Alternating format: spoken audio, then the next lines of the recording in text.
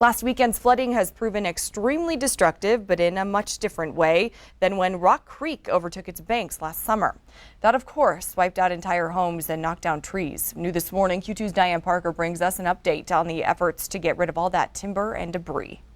This is what 9,000 cubic yards of vegetative debris looks like, all pulled out of Rock Creek near Red Lodge recently following last year's historic flooding, now being piled up right here outside of Red Lodge. But this pile is constantly growing and shrinking as it's now being incinerated to save room in the landfill.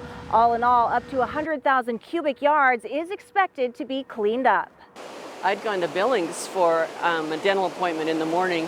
And when I came back, we didn't have any trees. 1 year later, those folks who lost their waterfront trees or worse are still in the thick of it, rebuilding and reinforcing riverbanks right in the middle of spring runoff. Right now we have hired someone to make a sloped bank that protects our property. The official Army Corps of Engineers permit says Brooke Flynn's property lost more than 200 cubic yards, about 10 horizontal feet of her lawn gone, as Rock Creek undercut the bank. We actually had a small building that got jammed out in the middle of the creek and funneled the whole current into our bank.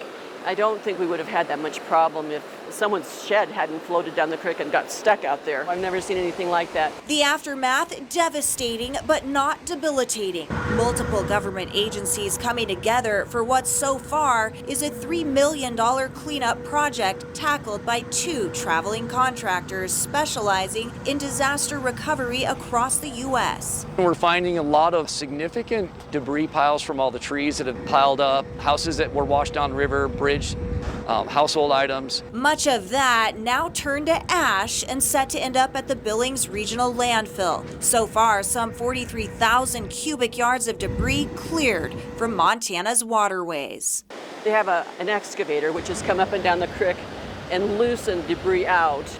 I've seen it half a dozen times at least. The massive Montana cleanup project is expected to be finished by fall.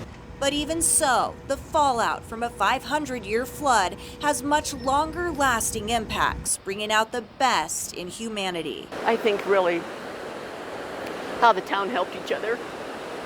Let's do it. Churches and just volunteers and restaurants and people helping people. In Red Lodge, Diane Parker, MTN News.